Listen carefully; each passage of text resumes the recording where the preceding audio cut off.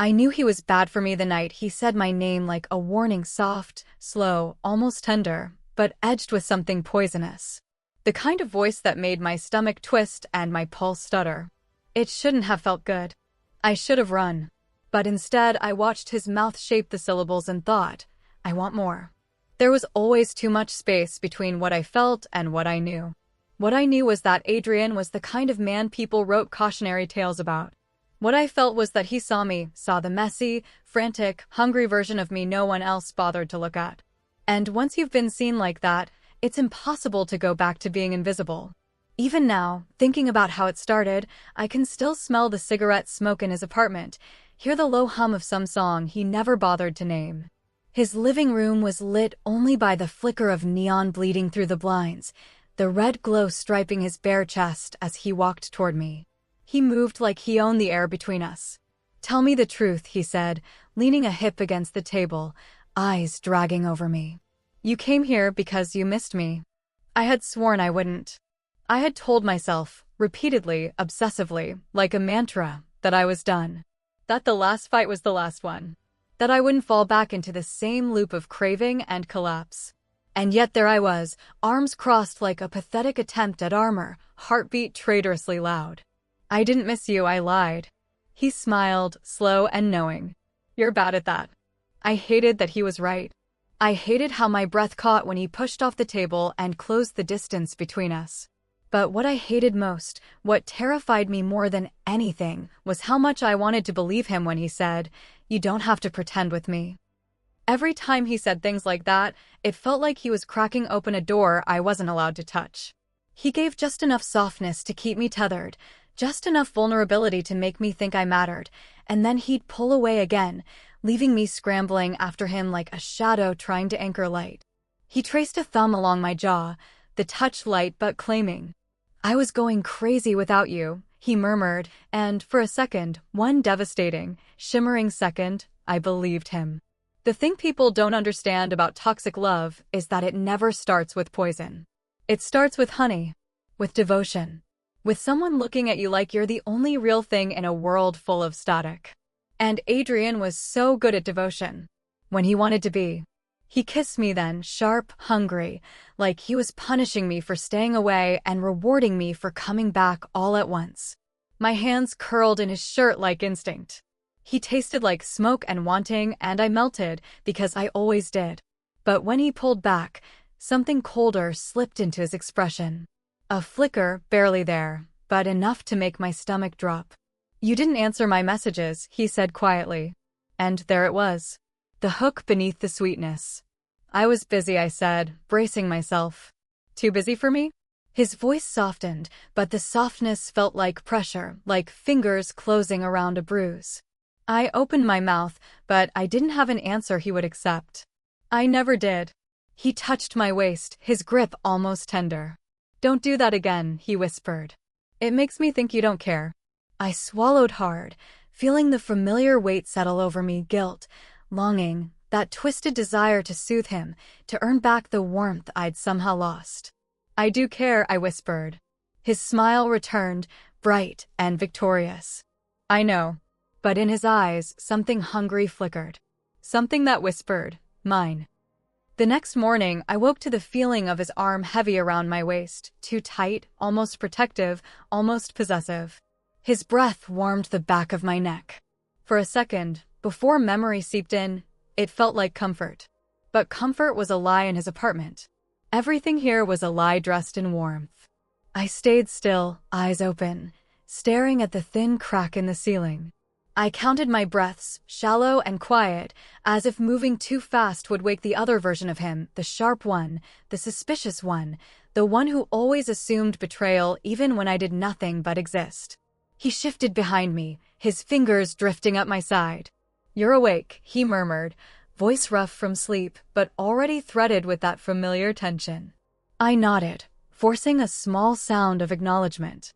His lips brushed my shoulder, soft at first. Then harder, like he wanted to leave a mark. A reminder. "You left early last time," he said, and I could hear the accusation hiding under the tenderness. "I had work," I whispered. "You always have work." He sighed, pulling me tighter against him. Sometimes I think you use it as an excuse. There it was again, the trap disguised as vulnerability. The rhetorical dead end. If I defended myself, I was cold. If I apologized, I was guilty. If I stayed silent, he filled the silence with whatever insecurity burned loudest in him. I'm here now, I said instead, because it was the only answer that calmed him. He hummed, satisfied for the moment, and kissed the back of my neck. Good. But even his satisfaction felt fragile, as if one wrong breath could shatter it. When we finally got out of bed, the apartment looked different in daylight, exposed. The ashtray overflowing on the table, the cracked mug in the sink, the jacket he'd left draped over a chair 3 days ago. Everything about his space screamed interruption, urgency, chaos. And I kept coming back anyway, like I was addicted to the way it threw my own life off balance. He leaned against the counter, watching me like I was a puzzle he half enjoyed solving, half enjoyed scrambling. "You're quiet," he said. "I'm just tired." "You always say that," he replied, eyes narrowing slightly. "It feels like a wall." A wall. I almost laughed. As if I had any real walls left around him. As if he hadn't stripped me down to raw nerve months ago. But I didn't say that. I never said the things that would turn the air sharp. He stepped forward, brushing a lock of hair from my face. "You don't have to hide from me," he murmured. "I want all of you. Even the parts you think are too much." And God help me, that was the sentence that always ruined me. I want all of you. No one had ever said that before. No one had ever meant it, or pretended to mean it so beautifully. He threaded his fingers through mine, guiding me toward the couch. "Stay with me today," he said. "Just us. No work. No excuses." My stomach tightened. "I can't." His jaw flexed, just slightly. "Can't," he repeated, voice thinning. "Or won't." The shift was instantaneous.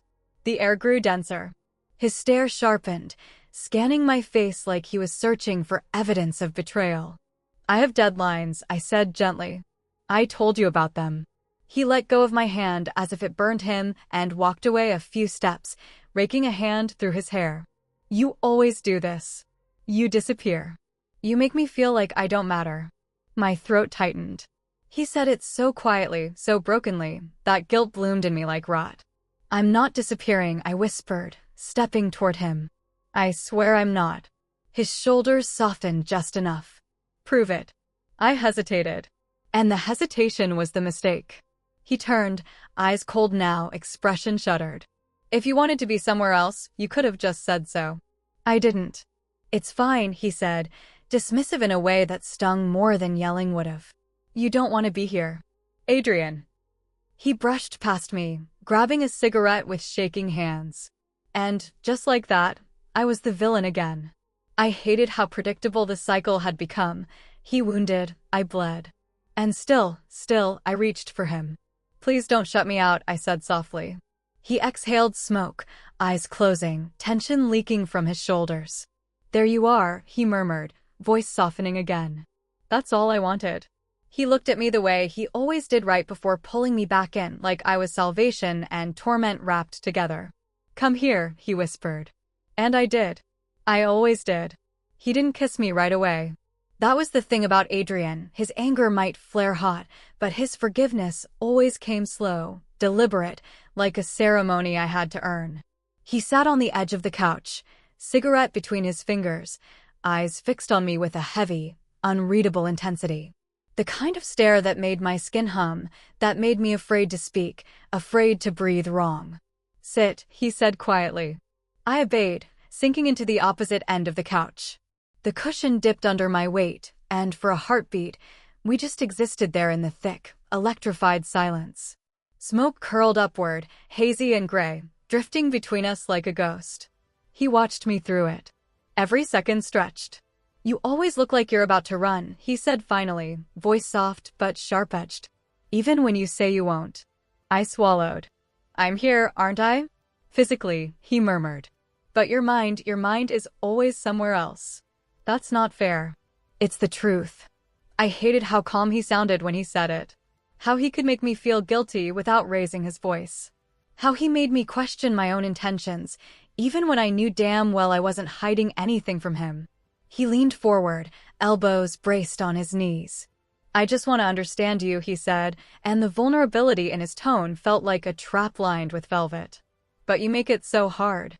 I let out a shaky breath. "I'm not trying to." He studied me, eyes flicking over my face like he was searching for cracks. And when he found one, my trembling lip, the way my fingers twisted together in my lap, his expression softened in that dangerous, irresistible way. "There you are," he said again, quieter this time. Almost reverent. He put out the cigarette, rose slowly, and crossed the small space between us. I didn't move as he knelt in front of me, taking my face in both hands. His palms were warm, almost tender. "Do you know what you do to me?" he whispered. The air left my lungs. "Adrian." "You drive me insane," he said, forehead pressing against mine. "I hate it. I hate how much I need you." My breath caught. And God help me, hearing him say that, hearing the edge of desperation in his voice, set something alight in me. Something twisted and hungry. "You don't need me," I whispered, even though a part of me wanted him to contradict it. He did. "I do," he said fiercely, fingers tightening at my jaw. More than anything. My heart stumbled. I felt dizzy, overwhelmed, pulled under by him again. The worst part? Some part of me loved the drowning. He cupped the back of my head and kissed me, slow but claiming, like he was sealing something. His mouth was warm and insistent, coaxing apology and devotion out of me without a single word. I kissed him back because resisting him felt like resisting gravity itself. When he finally pulled back, he brushed his thumb along my cheekbone. "Don't scare me like that again," he whispered. "Don't make me think you're leaving." I should have said I wasn't. I should have reassured him in some healthy, stable, adult way. Instead, I murmured, "I'm not going anywhere." A lie. Or a truth I wished I believed. He smiled then, not bright, but slow, sweet, addictive. The kind of smile that made every fight before it feel worth it. The kind of smile that glued me back to him even when he'd been the one cutting me loose hours earlier. He climbed onto the couch beside me and pulled me into his lap with gentle insistence. I curled into him without hesitation, my cheek resting against his chest. His heartbeat thudded steady and warm under my ear, anchoring me, claiming me. "You make me better," he murmured into my hair. "Even when it doesn't seem like it." I closed my eyes. Because that was the sentence that ruined me even more than the last one. I wanted to believe it.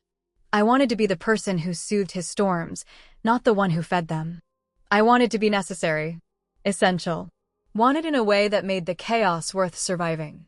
"You make me better too," I whispered, and the moment the words left my mouth, something inside me loosened and tightened all at once.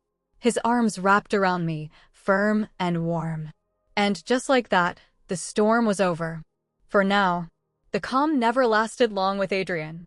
It never settled, it hovered. Thin, fragile, shimmering like a soap bubble you're terrified to touch because you already know it's going to burst. We spent the afternoon entangled in that delicate quiet, limbs draped over each other, his fingers absent-mindedly tracing shapes on my bare shoulder. For a while, it felt almost normal. The kind of domestic softness other couples probably lived in without dissecting it, without waiting for it to implode. "You should stay the night," he murmured, voice low and lazy. "I stayed last night," I reminded him gently. "So what?" He tilted his head, half smiling. "Stay again." There was no accusation in his tone, not yet. But I felt the weight of the expectation, the kind that pressed down slowly until it became a vice around my ribs. "I have things I need to handle at home," I said. I felt him stiffen beneath me. Barely. But I knew him too well. "What things?" he asked, casual in a way that was anything but. I lifted my head. "Just things." His smile vanished. "You're hiding something." "I'm not." "You are." He brushed a lock of hair behind my ear, his touch gentle but his eyes sharp. "You always do that. You speak in blanks and expect me not to fill them in." "That's not what I'm—" "What things?" he repeated, slower this time, each word wrapped in quiet pressure. His ability to turn a question into a threat was something I should have feared. Instead, it made my pulse quicken in a way I didn't want to name. "I just need to clean up, do laundry, check my mail, normal things." I tried to keep my voice steady, light. honest. But it didn't matter. His expression darkened, not dramatically, just a subtle shift, a tightening around the eyes, a flattening of the mouth. The kind of change that made me feel like I'd just failed a test I didn't know he was giving. "You don't want to be here," he said quietly. "I never said that." "You don't have to. I can feel it." I sat up fully now. "Adrian." He stood abruptly, running a hand through his hair like he was trying to restrain something volatile. He turned his back to me, shoulders tense, breath sharp. "Every time I ask for something small," he said, voice tight, "you pull away." "I'm not pulling away." He let out a humorless laugh. "Then tell me why it feels like I'm begging for scraps." The words hit harder than they should have. That was his talent, turning himself into the wounded one, making me question whether I was the one causing the fractures. I slid off the couch and approached him cautiously, afraid that touching him too soon, too suddenly, would make things worse. "I'm not trying to hurt you," I said softly. "I just need a little space sometimes." He turned then, slowly, eyes dark and wounded and furious all at once. "Space," he echoed. "Right." He said the word like it was betrayal. "You know what space feels like to me?" he asked. "It feels like you're slipping away. Like you're preparing to leave." I shook my head. "I'm not." "You are." His voice cracked, and that crack was sharper than any yell. "And the worst part is you don't even see it. You don't see how scared you make me." My stomach twisted, guilt surging fast and hot. "Adrian, come here." I reached for him. He didn't move. His jaw clenched. "You think I'm crazy, don't you?" "No. You do." He stepped closer, eyes shining with something raw. "But I only get like this with you. Don't you get that? It's because you matter." The twisted logic hit like a knife wrapped in silk. I exhaled slowly, stepping into him, pressing my forehead to his chest. He hesitated for one long, trembling moment, then his arms closed around me like a vice.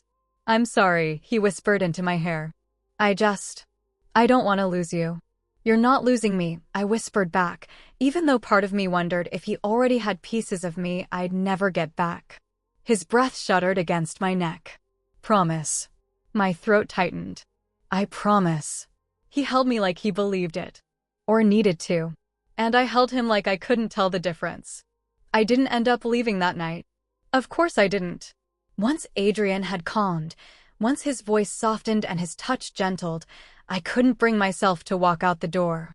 It felt like abandoning a wounded thing, like if I left, I'd shatter something fragile in him. Something that, in some twisted way, felt like it belonged to me. We lay in his bed again, darkness pressed around us like a heavy blanket. My head rested on his shoulder, his arm encircled my waist, holding me close enough to feel his heartbeat against my ribs. His breath warmed the top of my head, steady now, no longer ragged with hurt or anger. "You really scared me today," he murmured into the dark. I closed my eyes. "I didn't mean to." "I know." His thumb traced slow, lazy circles on my hip. "You never mean to. But you do." The word stung, even wrapped in affection. I swallowed hard, choosing silence, because everything else felt like a trap. He shifted, pulling me even closer, so close it almost hurt, like he wanted to fuse our bones together. "Sometimes I think you don't understand what you are to me," he said. "What am I?" He let out a soft exhale, almost a laugh, but it wasn't amusement. It was exhaustion, devotion, desperation. "You're the only thing that makes sense," he whispered. "The only thing that makes me feel calm." Calm. The irony burned like ice. "And when you pull away," he continued, "when you look like you're someplace I can't reach, it feels like drowning." I felt him tense beneath me, as if admitting that cost him something. Without thinking, I reached up and touched his jaw, guiding his face toward mine. He kissed my palm gently, like it was an act of forgiveness. "I'm not trying to drown you," I said softly. "It doesn't matter what you're trying," he replied. "It only matters what it feels like." His honesty, dark, unyielding, terrifying, pressed a cold weight onto my chest. I didn't know how to respond, so I didn't. I simply kissed his jaw, his cheek, the corner of his mouth, until he sighed and melted a little beneath me. He pulled me on top of him then, hands on my hips, eyes glinting with that familiar mixture of hunger and vulnerability. "Stay," he whispered against my lips. "Stay with me. Don't disappear." And once again, the simplest words undid me. "I'm here," I breathed. He kissed me like he needed to prove something, slow at first, exploring, savoring, then deeper, more urgent. His hands roamed my back, my waist, grounding me, claiming me. Every touch said mine, and every part of me answered even when my mind screamed warnings. When he finally pulled back, he looked at me with that raw, unguarded stare that always made my chest ache. "You know I love you, right?" he asked, voice almost childlike in its softness. My breath hitched. He rarely said it outright. He implied it, showed it in twisted ways, demanded it from me without naming it, but he didn't say the words often. "I know," I whispered. "And you love me." A statement, not a question. I nodded anyway. "Yes." He exhaled shakily, relief flooding his features so intensely it almost hurt to look at. "Good." He kissed my forehead, my temple, my mouth. "Good." I settled against him again, feeling his muscles relax beneath me, the storm in him quieting. And for a moment, a brief, trembling moment, I felt the illusion of peace settling over us. But later, as he drifted into sleep, his hand still clenched around mine, I stared at the ceiling, unable to close my eyes. Because peace built on fear never lasts. And love given in exchange for stability isn't love at all, it's survival dressed in devotion. Still, I stayed. And he slept like I was the answer to his nightmares. But I lay awake, wondering when I had become one of my own. The next few days passed in a strange kind of suspended reality, quiet, gentle, almost sweet. The kind of sweetness that felt like standing on the edge of a cliff, pretending the ground isn't crumbling beneath your feet. Adrian was soft, attentive, almost painfully loving. He woke me with slow kisses, made coffee the way I liked it, played with my fingers while we watched old movies on his battered couch. If anyone else saw us, they would have thought we were happy. And maybe for a moment, I convinced myself we were. But the truth lurked beneath the surface, coiled like a serpent waiting for the right tremor. He was too gentle, too still, as if he was holding his breath, waiting for me to make the wrong move again. On the fourth morning, I told him I had to leave for a meeting. He didn't look up from the coffee he was stirring. "What meeting?" "Work," I said, keeping my tone light. "I told you yesterday." "No," he said simply. "You didn't." I froze. I had. I was sure of it. But arguing with him about what I had or hadn't said always felt like trying to grip fog with my bare hands. "I'm pretty sure." "You didn't." He finally looked at me, eyes cool, steady, unreadable. "You must have thought it. But you didn't say it." A strange, sick tension twisted in my stomach.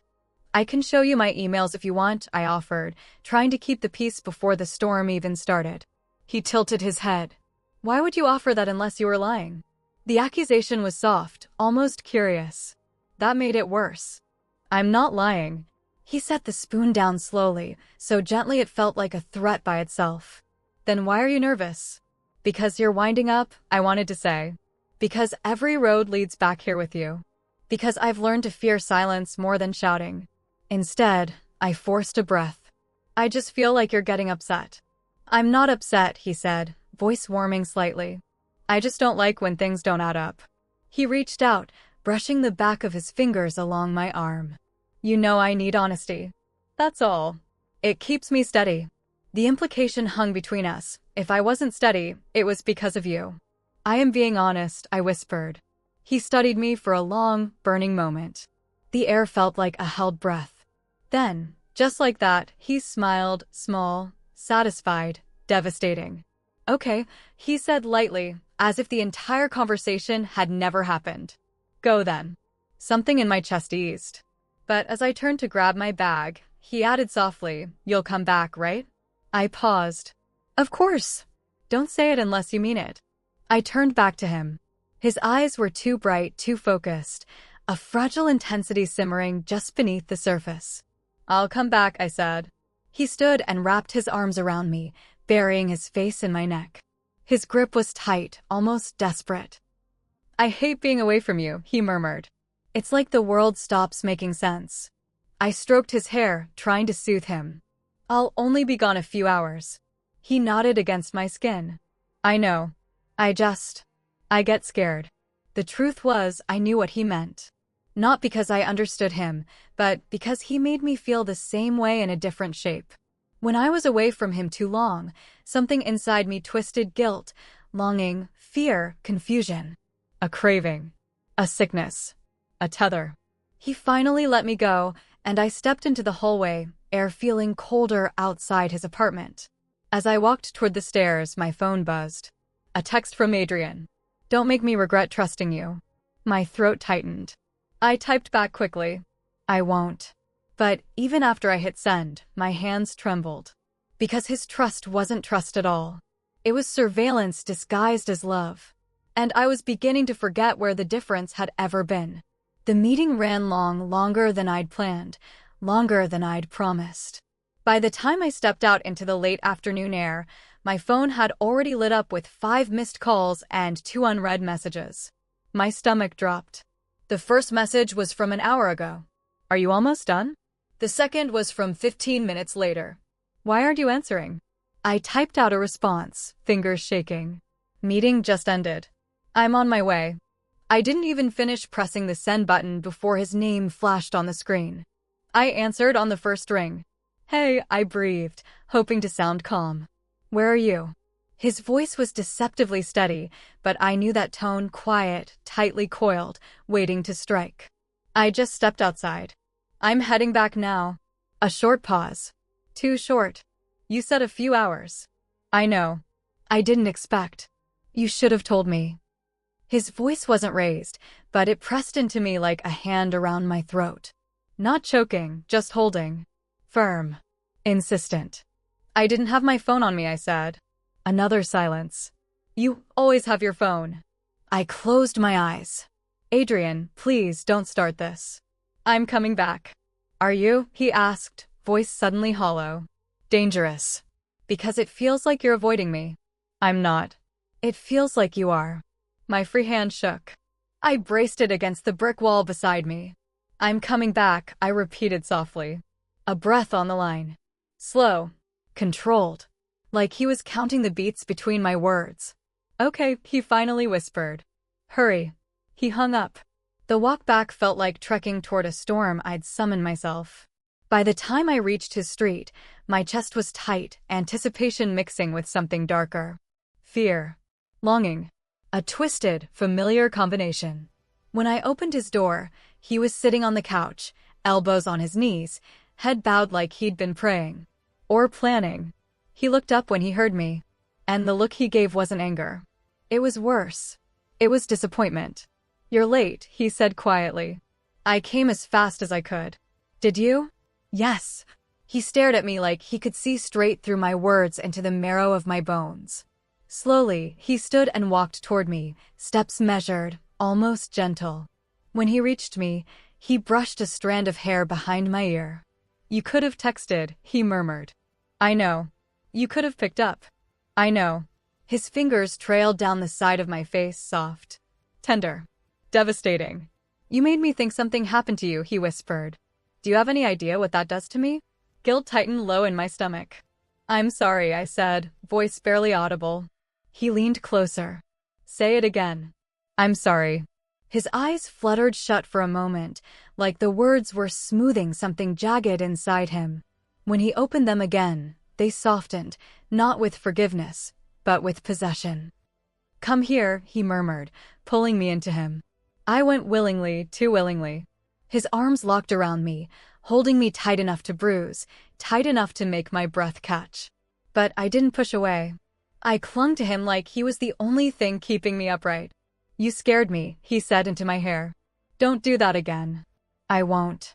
You say that, he whispered, lips brushing my ear, but you always do. A shiver ran down my spine, not from fear, not entirely, but from the intoxicating intensity of him. The way he loved me too hard, too deep, too much. I'll be better, I breathed. You will, he said, pulling back just enough to look at me. Because you're mine. There it was. Soft. Sweet. Terrifying. He kissed me then, slow, claiming, filled with the kind of need that tasted like hunger and punishment and relief all at once. When he finally pulled back, his thumb brushed my lower lip. "Good girl," he whispered. The praise sank into me like poison disguised as honey. And God help me, I felt myself swallow it.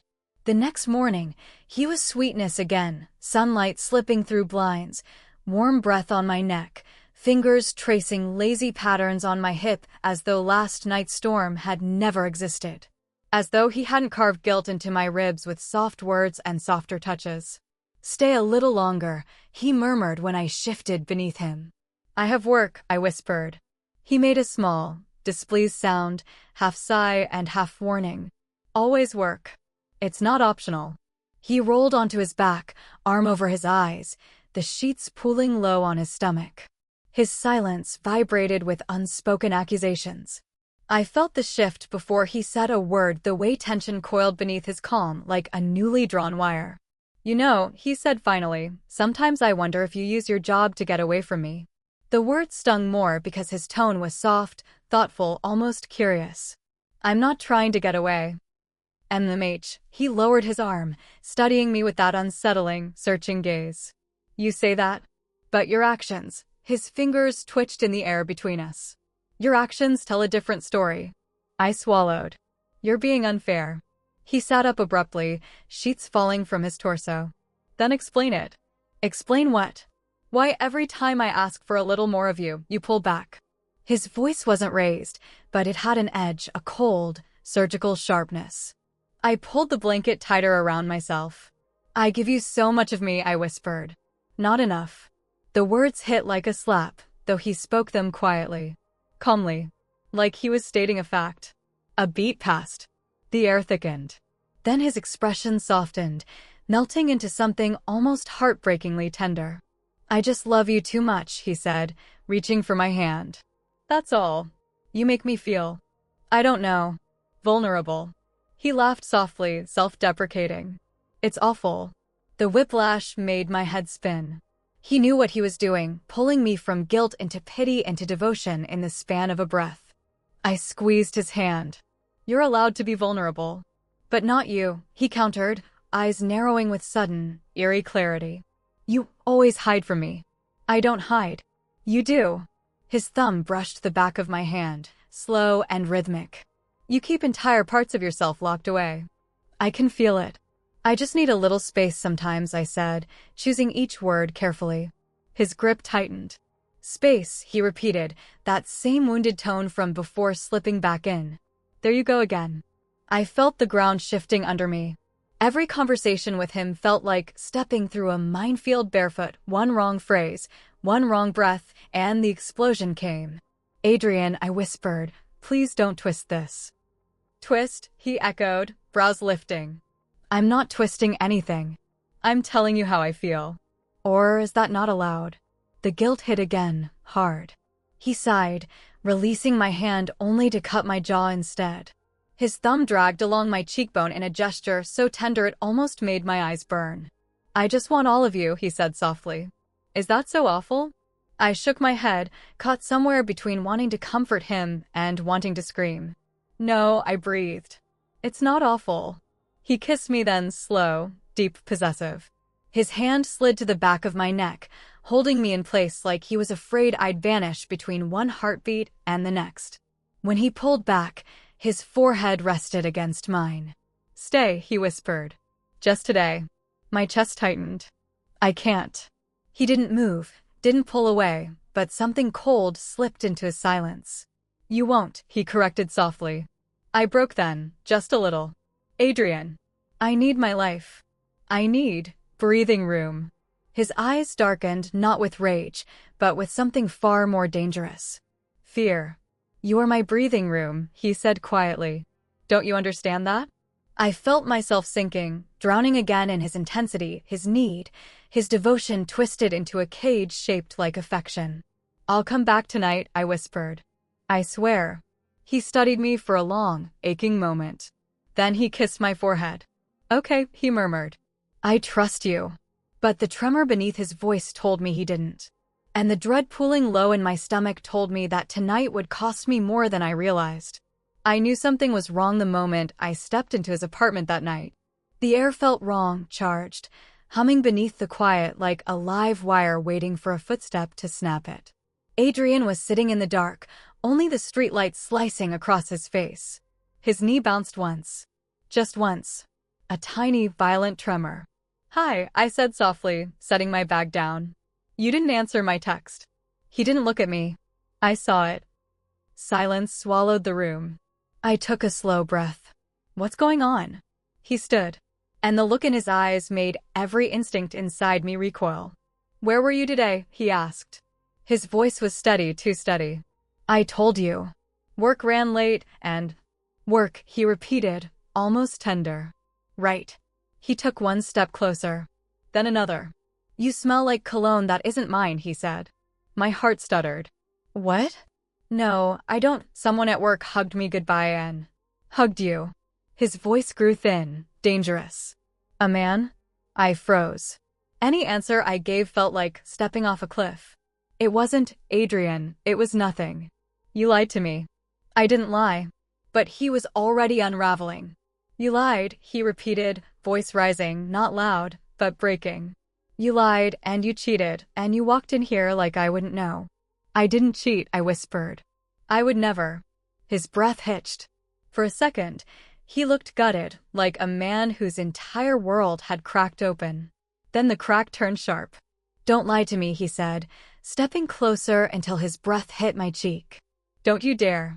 "Adrian," I whispered, hands trembling. "Please, just listen." And then, it happened fast. A burst of movement, a flash of rage, a sound like something snapping in the air between us. "Like and subscribe to the channel." A sharp impact bloomed along my cheek. Not graphic, not cinematic, just a blunt, shocking jolt that knocked the breath from my lungs and turned my vision white for a split second. I stumbled. The floor rose to meet me. Silence. He froze the moment it happened, hand still half raised, face crumpling in slow-motion horror. "Oh my God," he breathed. "Oh my God." I touched my face. It ached, hot and throbbing, and when my fingers brushed the swelling, something inside me trembled, not from pain. From realization. He rushed toward me. Baby, I didn't mean no, come here, let me." I flinched back before I could stop myself. And that was what broke him. His face collapsed, panic flooding in like a tidal wave. "I didn't mean it," he whispered. "I swear to God, I thought you smelled like—" He choked on the words. "Please don't be scared. Please." "I'm sorry. I'm so sorry." I pressed my palm against my cheek, blinking through stunned tears. "I need to go," I whispered. His expression shattered completely. No, don't say that. "You can't, please don't leave me." "I have to," I whispered. "I said I'm sorry," he screamed, voice breaking, desperation turning feral. "Don't leave. You can't leave." I shook my head, backing toward the door. "If you come near me again, I will call the police." He stopped dead, like I'd struck him. For a long, sickening moment, neither of us breathed. Then his face twisted, not with anger, but with something colder. Something terrified. Something resigned. "You wouldn't," he said, voice hoarse. "I will," I whispered. "I swear I will." His jaw worked. His eyes glistened. Then slowly, so slowly it felt unreal, his expression shifted. Hardened. Curled at the edges into something like a broken smile. "You'll come back," he whispered. "You always come back. You'll crawl back to me. You can't live without me." I inhaled, shaky but steady enough. "Watch me." And for the first time since I'd known him, he looked scared of me. I opened the door and stepped into the hallway, heart hammering, cheek throbbing, mind spinning. Behind me, I heard him whisper, "Don't leave." But I closed the door anyway. And the click of the lock felt like the first breath I'd taken in months. I didn't sleep that night. I sat on the floor of my apartment, my real home, not the distorted world I'd built inside his, and watched the city lights bleed through the blinds.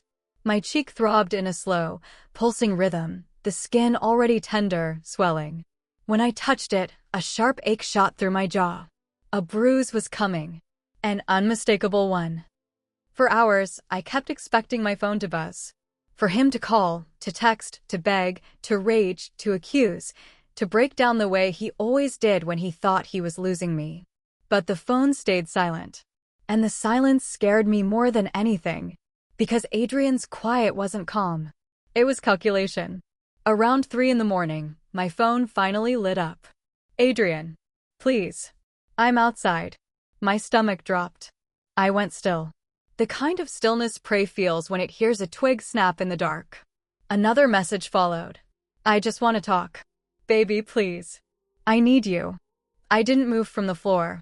My hands shook so violently I had to set the phone down. Then came the call. His name lit up the screen like a warning flare. It rang. And rang. And rang. Finally, it stopped. A moment later, a voicemail notification appeared. I didn't listen. I couldn't. I pulled my knees to my chest, breathing shallowly. 20 minutes passed. 30. Then, bang. A fist against my front door. My heart lurched so hard it felt like it bruised my ribs from the inside. Another bang. Harder. Open the door. His voice cracked through the wood, ragged and shaking. Please, just open it.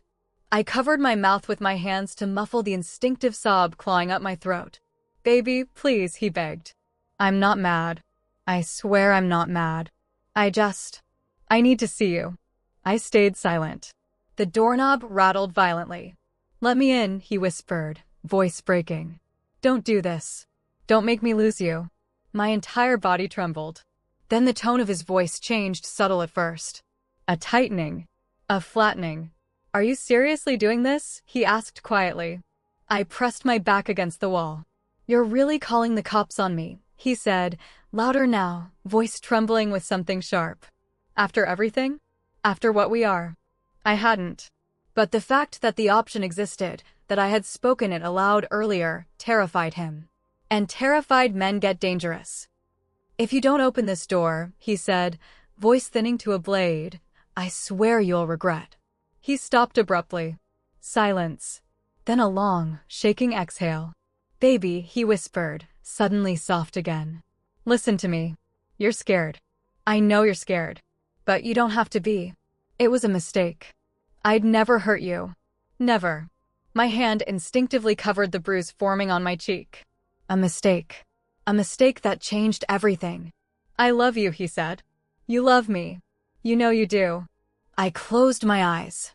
I won't survive without you, he whispered, and the words were so familiar they scraped something raw inside me. And you won't survive without me. You can't.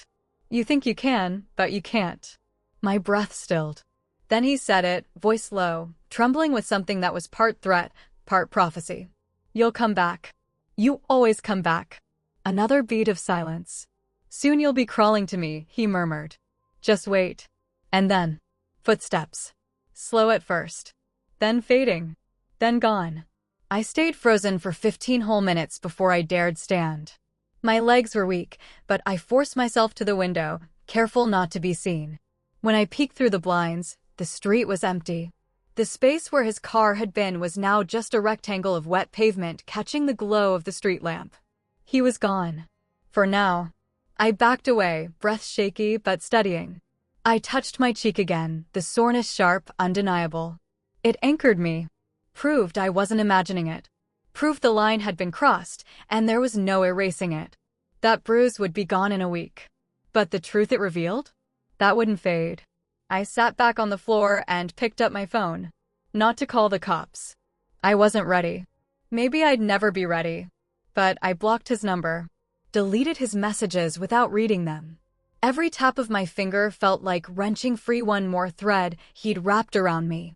When I finally lay back and stared at the ceiling, a strange, hollow quiet filled me. Not peace. Not yet. But space. Space he could no longer reach into. Space he no longer owned. And in that fragile silence, I whispered to myself, to the version of me he had almost destroyed. I'm done. And for the first time since him. I almost believed it.